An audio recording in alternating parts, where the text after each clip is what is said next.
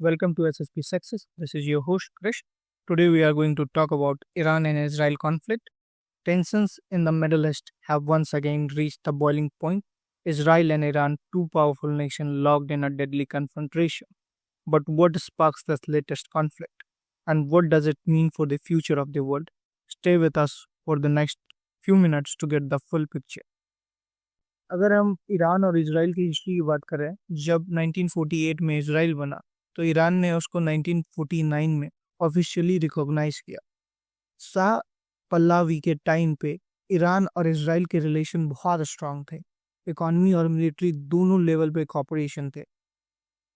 लेकिन 1979 में Islamic revolution आई, शाह गया, आयतुल्ला आया और ईरान बन गया एक थियोक्रेटिक इस्लामिक रिपब्लिक। तभी से ईरान ने इसराइल से रिलेशन तोड़ दिए, एम्बेसी बंद कर दी और इसराइल को बोला लिटिल सैतान।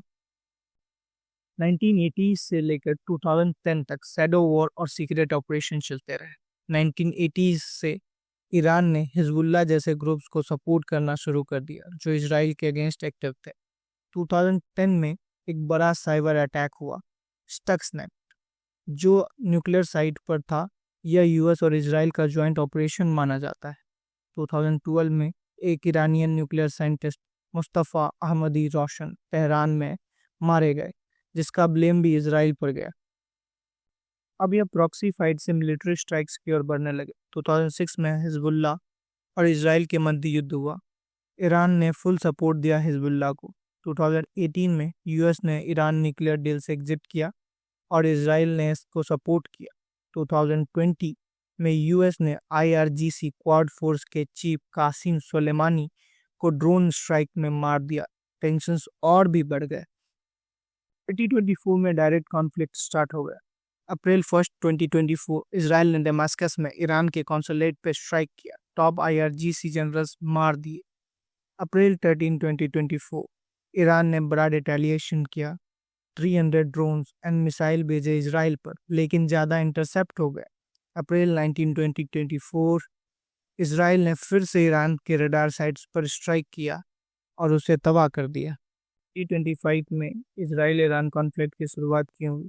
ईरान ने एक आदमी को फांसी दी जिसे उन्होंने इसराइल की स्पाई एजेंसी मोसाद का एजेंट बताया। उस पर 2022 में आईआरजीसी के एक top officer colonel Hassan Sayyad के मर्डर में हेल्प का इल्जाम। इसका बदला लेने के लिए इसराइल ने 13 जून 2025 को एक ताकतवर अटैक किया। इसराइल ने ईरान के अंदर न्यूक्लियर और मिलिट्री साइट पर बड़ा एयर स्ट्राइक लॉन्च किया। ड्रोन और फाइटर जेट यूज किए गए जो पहले से ईरान में छुपाए गए थे। इस ऑपरेशन में टॉप जनरल्स और साइंटिस्ट भी मारे गए। उसके बाद 14 और 15 जून को ईरान ने बदला लेने के लिए इसराइल पर मिसाइल और ड्रोन अटैक किया। कुछ मिसाइल्स ने इसराइल के एयर डिफेंस को क्रॉस कर दिया और बिल्डिंग को हिट किया। इसके जवाब में इसराइल ने ईरान के ऑयल और एनर्जी टारगेट्स को भी निशाना बनाया। यूएसए और ईरान के बीच में ओमान में न्यूक्लियर पीस टॉक्स होने वाले थे, लेकिन कॉन्फ्लिक्ट की वजह से यह कैंसिल हो गया। इससे जो थोड़ी भी होप थी शांति की, वह भी खत्म हो गई।